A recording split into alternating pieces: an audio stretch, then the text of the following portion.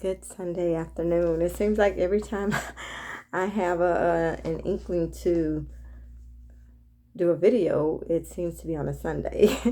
But anyway, I hope you guys are having a joyful Sunday. And today, I just want to share some words and read some scriptures in regards to love. For some reason, it just came to my mind just out of nowhere. You know how when you are dating a person, and especially we females,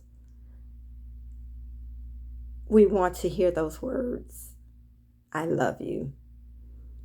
And guys know this. So they know by saying those three words, it will cause that woman, girl, whatever, to feel like they really do love them. But a lot of times a man will use that to get what he wants or to get his way. Not to say he would. But we use those words, those three words, I love you. If there is no action behind it, they are just words. And again, a lot of times people will use these words, both men and women, but especially men. And correct me if I'm wrong. I don't mind to be corrected, but for the most part, it's men that actually use it the most for their own selfish motives. But again, those words, I love you, have no meaning when there's no action behind it. So you can tell a person, I love you, but if your actions are doing the opposite, those words mean nothing. Again, when you're courting and you hear those words, it's like, you know how we be in la la land. We don't really see what's going on. And you don't really see the person for who he or she really is until after the fact. You hear the saying, oh, well, before we got married, we were, you were a different person. But then now that you're married, and it's on both sides, it's like a whole different person. And the selfishness comes out, or it's all about me instead of you. And I just want to read these scriptures because I pondered over the scriptures. And we said all the time, especially for weddings too, you hear it.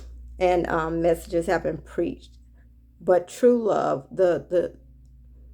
I did a video before, I was looking for love in all the wrong places, especially for women. Women feel like they need to be loved by a man, and they're looking for love in the wrong places when God has already given us the love that we really need. Okay, so there's a difference. God's kind of love is unconditional. You don't have to give him anything. We sometimes, even in marriages, it's like the love is conditional. And as a child of God, it's like, God, I want to be reduced to love. I want to live intentionally. I don't want to love. And even sometimes I even hear the church, if you really love God, you're going to do this. And that's not even right in the church, because it's unconditional. God is faithful even when we are not faithful. And God is going to love us. You see his creation. He loves mankind, but he hates the sin. And even though his creation gives him no time of day, and I'm not saying all of his creation, but just take a look at your surroundings. A lot of times I just observe, I say, we are a bunch of people busy doing nothing. And I'm like, I wonder how many of his creation is really taking time to thank him for the beautiful sunrise in the morning, for the beautiful sky, for the beautiful trees, for just the beauty of nature. Are thanking him, Lord, for my health and strength. Just seeing the small things, how intimate God is with us just in the little small things. And he's even numbered all of the hairs of our head. So, the kind of love that God has, man can't even compare to that. But yet we continue to look for love in all the wrong places. And our love is not the kind of love that he has. And that's what I strive for. It's like, God, I want to love like you. I want you to reduce me to love. You love us in spite of our sin. You love us in spite of us not, spending time with you and making you our priority. That's true love. So anyway, I am going to read, which is familiar to everyone, pretty much a lot of people. So chapter 13, 1 Corinthians, it says, though I speak with the tongues of men and of angels and have not charity, I am become as a sounding brass or a tinkling cymbal. And though I have the gift of prophecy and understand all mysteries and all knowledge, and though I have all faith so that I could remove mountains and have not charity, I am nothing. And though I bestow all my goods to feed the poor, and though I give my body to be burned and have not charity, it profited me nothing. Now to me, this scripture is really profound, because we see this day in and day out, especially with companies too. A lot of times, like I said, when people make donations, it's not because they really care, but it's for a tax write-off, or it's for the people to say, oh, that company loves their community, or they're doing good by their community. But if there's no love behind it, it's really worthless. I mean, in the eyesight of people, they're praising the people that's doing the giving, or praising the companies that's doing the giving, but there's no love. So really, it's nothing in God's eyes. But of course, we as people, we look at what we see and we praise what we see. Again, we always we're saying how people are successful, or saying how great they are, and God is giving them a thumbs down. God is not approving them, but yet people are. So again, all this coincides together. So the fourth verse says, charity suffers long and is kind.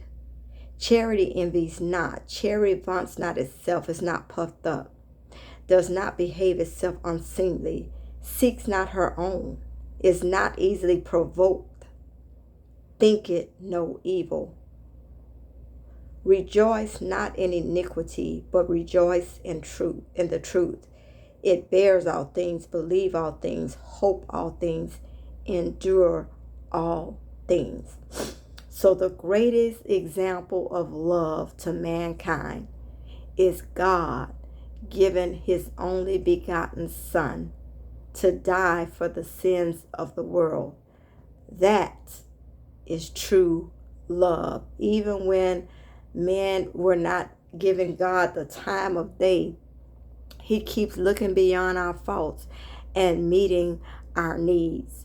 But like I said, I love you means nothing if there is no action behind it.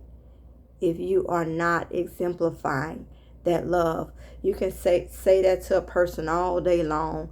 If I'm telling you I love you, but let's say the woman is being abused, her boyfriend, I saw this a lot in high school too, her girls, and end up marrying the guys that were beating them. If he's beating you before you get married, what do you think he's going to do after you get married? It's going to be worse.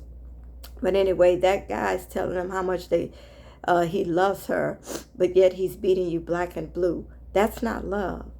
But a woman thinks a man loves her because, she's having sex with the man, right? And so he's just telling, oh, I love you. Yes, because he's getting what he wants.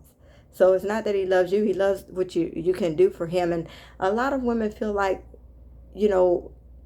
their body is because you see so many women spending money so they can look good for a man, to make a man appreciate her. It's like, it's not that he loves you. He just wants what he can get from you a lot of times. And then women to know how to play upon words and tell a man that so she can get what she wants from the man. So love is not selfish. Love is not deceptive. Love, it suffers long. It doesn't vaunt itself up. It doesn't envy. It just all of the things I read. True love. If a person truly loves you, it's not going to be conditional. I love you if you really love me, you're going to do this, that, and the other. That's not true love. I don't know who needs this, but again, I'm just sharing it. And then I'm just going to close with Isaiah chapter 53. It says, who has believed our report, and to whom is the arm of the Lord revealed? For he shall grow up before him as a tender plant, and as a root out of a dry ground. He had no form nor comeliness, and when we shall see him, there is no beauty that we should desire him. Now this is talking about Jesus Christ. Third verse, he is despised and rejected of men, a man of sorrows and acquainted with grief. And we hid as it were our faces from him. He was despised, and we esteemed him not. Surely he has borne our griefs and carried our sorrows. Yet we did not esteem him stricken, smitten of God, and afflicted. But he was wounded for our transgressions.